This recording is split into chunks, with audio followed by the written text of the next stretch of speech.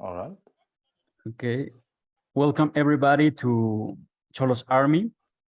In today's program, we are not doing a Twitter space. We are doing a video on a Zoom call, and we will upload maybe the audio and the video to other platforms. Okay.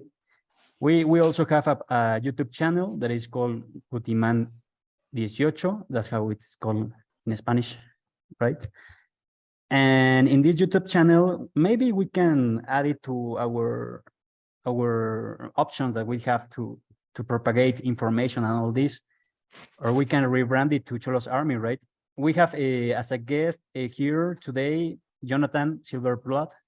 And Jonathan Silverblood is a very important developer in the Bitcoin Cash space. He recently has initiated an enterprise called BCHBULL along with other developers as well. And he was talking about, for example, Bitcoin Cash NFC cards. And that's why I started talking to him by Telegram. And I think it's pretty interesting, everything that he's doing right now.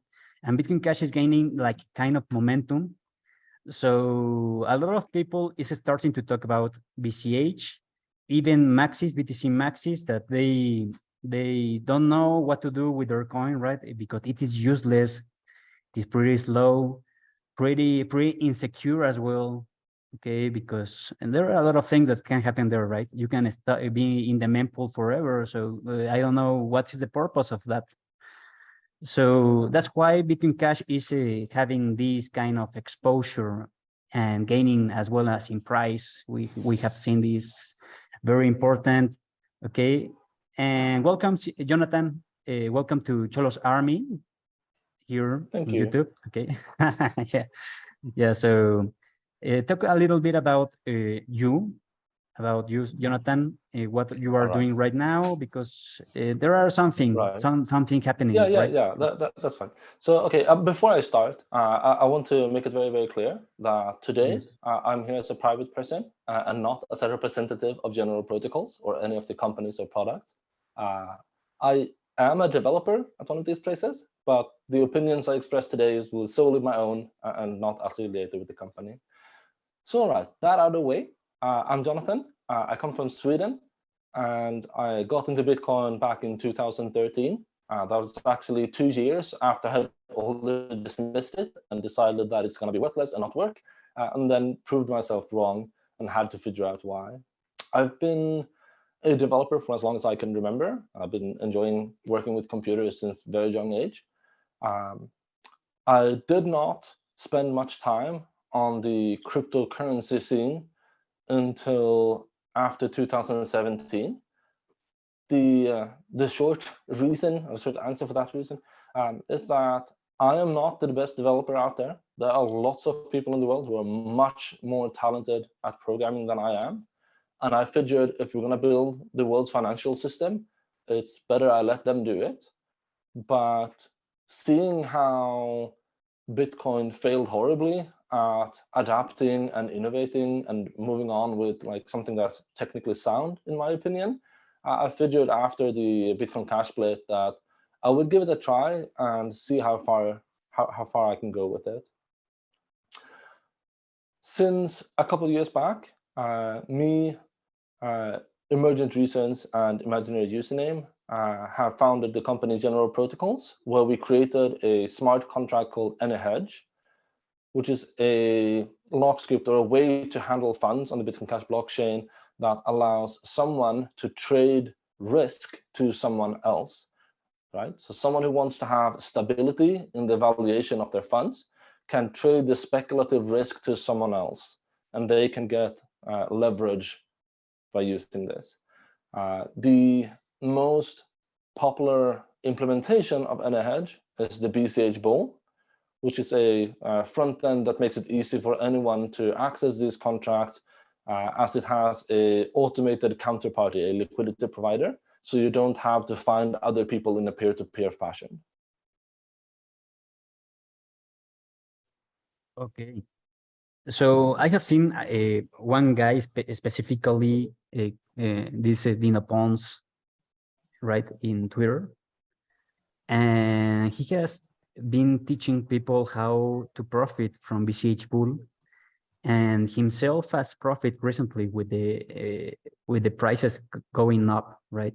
Because when Bitcoin Cash, for example, is going up like 100%, 108, whatever, right? If you have put an stake, I think, in BCHBULL with a 5x or whatever risk, like you will be winning maybe 500%, something crazy like that. And you are locking that BCH against other assets, for example, BTC, USD, that I think is the most common to be stake against. And you have like, you can put 1 month, for example, maybe 15 days, and you can put a lot of money. I think that you guys have like increased the limit of how much money you can stake there. Quite high. Yes. Yeah, and it is pretty much like a very ¿cómo se dice? Like emotional thing, right? You have to have like nerves of iron to be doing that. But if you are good at it, you can be profiting very nicely, like crazy stuff out there.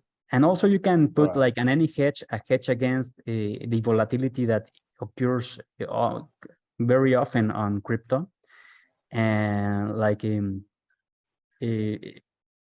save your put them as savings, right? As if you are a merchant, you can put your BCH there, and no matter how much goes down in value BCH, you will be having your same value. And this stuff is not happening anywhere else. Like it is only happening on Bitcoin Cash. So that's not entirely true.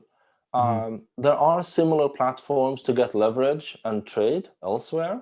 Okay. But as far as I like Thorchain or all something of them like that, right? either have a centralized component or they're not entirely non-custodial. So AnyHedge is unique in that it's almost entirely non-custodial, meaning that there are counterparties when you set it up, but not afterwards. And so once you have put your money inside of a contract, that contract holds all the funds needed to execute, and there is no counterparty risk from that perspective. For example, there is a product on BTC called Atomic Finance, which doesn't do exactly what we do, but they do something similar, but they are unable to do it in a fully non-custodial manner. And so they have a lot of components that like you have to have a wallet that automatically takes decisions for you in order to maintain your position. BCHBULL does not suffer from that problem, if we are to call it that. Exactly. So here the difference is that it is completely non-custodial. So BCH, BCHBULL is almost completely non-custodial. Yes. I can go through the details to show you where the custodial starts and ends. So when you want to make a contract, you go to the app and you set all your parameters, like what kind of contracts you want to have. So far, all the money is in your own wallet outside of the application, and they're your funds. They're entirely non-custodial at that point. When you have decided your parameters and you say, I want to make this contract, you will get a QR code in order to fund the contract. Now, since the wallet in the Bitcoin Cash ecosystem has not yet developed the templating mechanics necessary to enter any kind of lock scripts, any kind of contracts, we need to have a specialized tooling that moves the funds that you have into the contract. So for a short duration of time, we're talking seconds after you scan this QR code, the funds are actually held in a temporary custody with keys that your browser generated. So that is not your own wallet, but it is your own device. You could argue that that is the weak link in terms of custody. After that, once the funds move inside the contract holds custody for the entirety of duration. And when it pays out directly to the address that you set and configured before you made the contract. Yeah. Okay. Yeah. Yeah. There are weak links, of course, right? But after all, you have your own keys when you are doing this, and the Yeah. contract like pays you directly to your wallet, and there is no Yeah. intermediaries in that, right? You guys also created the oracles for BCH, and so this product Yes. enables to do this also in cash tokens, for example. They are doing this on BCH Kurus, I think, maybe, right? And it Yeah. is all about this speculation thing that people can do and they like to do, right? And you can do it on Bitcoin Cash against any asset. So yeah, these Speculation. oracles enables that. Yeah. Speculation isn't necessarily the point. You can do speculation when you have information, and oracles provide information, but you can do much more than just speculation. For example, have you ever used a wallet to send funds from one person to another, and you tried to send $1 and the other person got 0.99 or I have 1.01 not or something done like that. that? Yeah. Okay. That can happen quite frequently because the wallet don't agree on what the price is. They might have their own price feeds. They might go to some exchange, some go to another exchange, and the price are different. And so when you try to send $1, the recipient might see something other than $1. It's usually not a problem. But if you're trying to pay for food and you just click in $10 and try to send it, and the recipient said, no, you didn't pay the exact amount, then they might get like upset about those situations. With oracles, you have a cryptographically signed price source, which means that you can transfer the oracle information as part of the payment, and the other party can know what exchange rate was used. And if they also trust that oracle, then everything is lining up perfectly. Okay. So there are other use cases for this, right? Yes. Okay. But of course, speculation is the one that's big right now, Yeah, but partly it because of is, the I think, BCHBULL and yeah, partly speculation because is the not bad. gurus are coming out. Like, why you will not speculate if the asset always is going up or down? Yeah. It is not stable at all. So speculation is a common thing on the crypto world, right? Yes, and speculation is common outside of the crypto world too. People speculate on foreign exchange currencies. The yen versus dollar has a market, and those markets are generally very, very large. It's just very, very volatile in the crypto ecosystem, so it becomes much more media friendly to talk about it. But if you look at the big amounts of money in the world and you talk about things like insurance, then if you're a large scale producer of crop, right? Say you make a whole lot of corn, and the next year you don't know what the weather is going to be, then you might buy speculative instrument that pays out money if the weather is bad, so that if you get less crop, you get a good payout from the bet instead. That is a way to do speculation that provides safety and security for a farmer, for example. Yes. Do you think that any hedge will be used by merchants? Because this was the kind of the narrative that in the beginning Yes. had any hedge, right? And Jason, Yes. between Jason, So there is a guy that do that job, right, to add new merchants to the space. He is teaching them how to use any hedge.